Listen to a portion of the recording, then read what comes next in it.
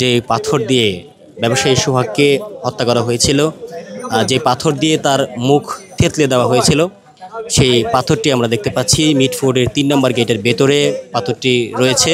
এমনকি পাথরটিকে ঘিরে কিন্তু রয়েছে বিভিন্ন জায়গা থেকে আসা মানুষজন। তারা পাথরটিকে দেখে সোহাগকে স্মরণ করছেন। এমনকি সোহাগকে যে নির্মমভাবে হত্যা করা হয়েছে সেটির তারা নিন্দা জানাচ্ছেন। বিভিন্ন রাজধানী ঢাকার বিভিন্ন এলাকা থেকে, কেরানীগঞ্জ থেকে, আশপাশের বিভিন্ন এলাকা থেকে, লালবাগ থেকে, বিভিন্ন এলাকা থেকে মানুষজন এসে কিন্তু পাথরটি দেখে যারা হত্যা করেছেন হত্যাকারীদের প্রতি ঘৃণা প্রকাশ করছেন। আমরা এই মুহূর্তে এখানে দেখতে পাচ্ছি যে বেশ কয়েকজন উৎসুক জনতাকে আমরা দেখতে পাচ্ছি যারা এই স্থানে এসে পাথরটিকে দেখছেন এবং কি তারা তীব্র নিন্দা জানাচ্ছেন এবং তারা বলছেন যে এইভাবে আইয়ামে জাহেলিয়াতের যুগে যেভাবে মানুষকে হত্যা করত ঠিক একইভাবে এই ডিজিটাল যুগে কিন্তু একই ঘটনা ঘটছে।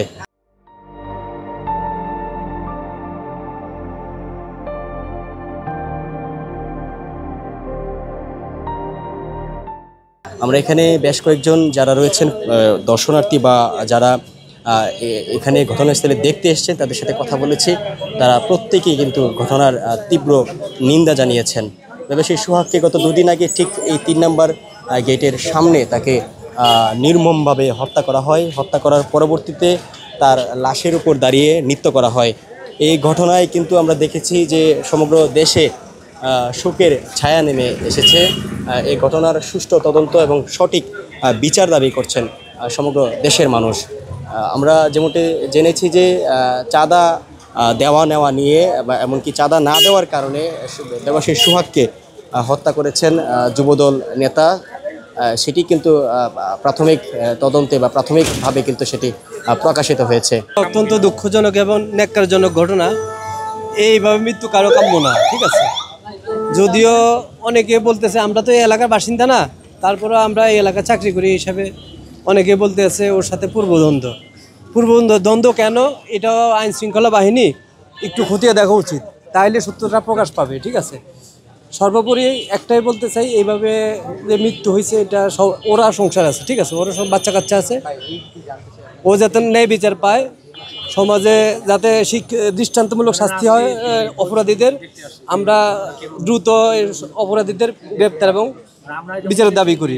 হৃদয় বিদায়ক কাজ। আমি ওই পারের বাসিন্দা, কেরানীগঞ্জের বাসিন্দা। এভাবে কারোরও কাম্য না যে একটা মেয়ে মানুষকে এভাবে মেরে ফেলা, ঠিক আছে। এই ন্যাক্কারজনক কাজ যাতে আর দ্বিতীয়বার না ঘটে, এটা প্রশাসনের দায়িত্ব। প্রশাসন যাতে এটা সুশৃঙ্খলভাবে ন্যায় বিচার করে দিতে পারে, এটাই আমাদের কাম্য। জি না, দেখিনি। এটা তো চাঁদা যদি না দেয়, এটা কি মানুষ মেরে ফেলা যায়? কিন্তু এরা তো ভিন্ন একটা কাজ করছে। এটা আসলে ঠিক হয় নাই, কারণ এটা একটা মানুষকে হত্যা করা ঠিক হয়নি। তার বিচার আছে, থানা আছে, আইন আছে। তারা কিভাবে এটা মানলো, বা এখানে যারা আইনের লোক আছে বা যারা মানে পাবলিক ছিল, তারা এটা উচিত ছিল এটা প্রতিরোধ করা। তারা কেউ আগে আসেনি, সবাই ভিডিও ফুটেজ নিয়ে আসলে ব্যস্ত। কিন্তু অনেকে ভিডিও ফুটেজ করছে, কিন্তু পরে প্রকাশ হয়নি।